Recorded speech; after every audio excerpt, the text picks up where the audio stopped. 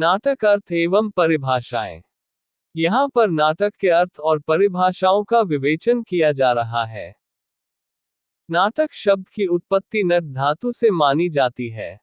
पाणिनि नाट्य की उत्पत्ति नट धातु से मानते हैं और आचार्य रामचंद्र व गुणचंद्र ने नाट्यदर्पण में इसका उद्भव नाट धातु से माना है।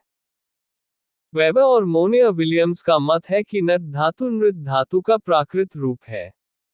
मार्कंड का मत है कि मृत धातु बहुत प्राचीन है और नट का प्रचलन अपेक्षाकृत कम पुराना है।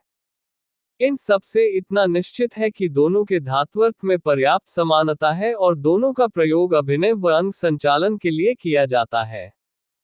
नाट्य और नृत्य का संबंध प्राचीन काल से है। इसीलिए नृत्य, नृत्य और नाट्य में अंतर बताते हुए धनंजय दशरूपक में कहते हैं, अन्यभावाश्रयम नृत्यम नृत्य ताल लयाश्रयम अवस्थानुकृतिर्नाट्य रूप दृश्य तयोच्यते रूपक तत्समारोपात दशदैव रसाश्रयम। अर्थात नृत्य भावाश्रित होता है, नृत्य ताल और लय के आश्रित होता है तथा नाट्य जिसमें अवस्था की अनुकृति होती है, रसाभित होता है। धनंजय का उपर्युक्त कथन जहां नृत्य और नाट्य में अंतर बताता है वहीं दोनों की समानता की ओर भी ध्यान आकर्षित करता है। नृत्य को भावाश्रित तथा नाट्य को रसाश्रित बताना ही दोनों की समानधर्मिता का परिचायक है, क्योंकि रस स्वयं ही भावाश्रित होता है। नाट्य में भावाश्रय से ही रस सन्निवेश संभव है। इस प्रकार हम कह सकते हैं कि नाटक शब्द संस्कृत की नट या नृत धातु से उत्पन्न है और वो काव्य की ऐसी विधा है जिसमें अवस्थानुकृति, अभिनय, भाव प्रकाशन और रसानुभूति सबकी व्याप्ति होती है। परिभाषा।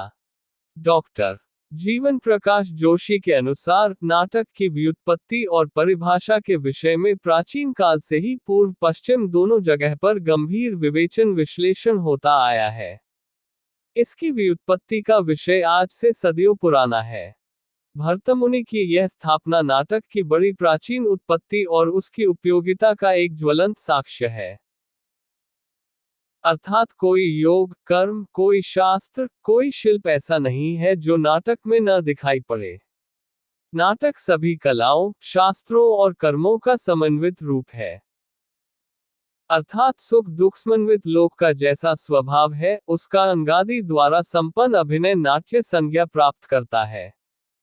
भर्तमुनि ने अन्यत्र नाटक को इस प्रकार परिभाषित किया है, देवतानां मनुष्याणां राज्ञा लोक महात्मनाम पूर्ववृत्तानुचरित नाटकम नाम तद भवेत।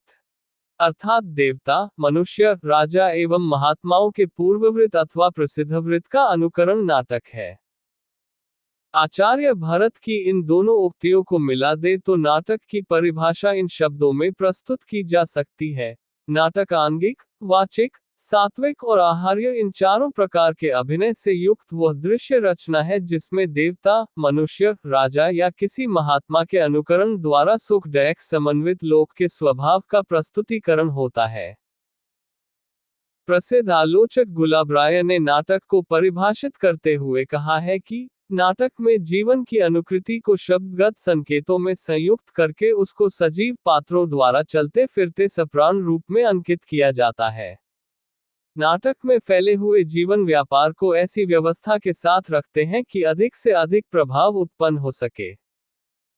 विश्वविख्यात अरस्तु ने अनुकरण सिद्धांत के माध्यम से त्रासदी को परिभाषित करते हुए कहा था कि त्रासदी क्रिया व्यापारों का अनुकरण है, imitation of an action।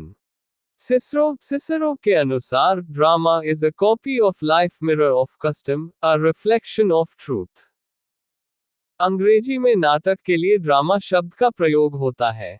Ivoire brown ने ड्रामा का निम्नलिखित शब्दों में विवेचन किया है। ड्रामा जिस यूनानी शब्द से निकला है, उसका अर्थ है कृत अथवा किया हुआ। थिएटर प्रेक्षागृह जिस यूनानी शब्द से निकला है, उसका अर्थ है प्रेक्षण स्थल। नाटक की रचना मूलतः अभिनय के लिए होती है। कथानक के चयन, पात्र योजना, संवाद योजना आदि सभी क्षेत्रों में नाटककार से एक विशेष प्रकार के कौशल की अपेक्षा रखी जाती है। इसलिए नाटक को यह कहकर पुनर्तः परिभाषित नहीं किया जा सकता कि वह मात्र प्रकृति अथवा जीवन का अनुकरण है। नाटक की ऐसी परिभाषा देना बहुत कठिन होगा जिसमें नाटक के सभी तत्वों, लक्षणों और विशिष्ट प्रकृति का संकेत किया जा सके। मेरियम वेबस्टर के प्रसिद्ध अंग्रेजी शब्दकोश में नाटक की संक्षिप्त परिभाषा इस प्रकार दी गई है: drama is a composition in verse or prose intended to portray life or character or to tell a story through action and dialogue and designed for theatrical performance। नाटक मंच पर अभिनय के द्वारा पद्य अथवा गद्य में प्रस्तुत ऐसी रचना है जिसका उद्देश्य क्रिया और संवादों के माध्यम से जीवन अथवा चरित्र का अंकन अथवा किसी कथानक की अभिव्यक्ति है।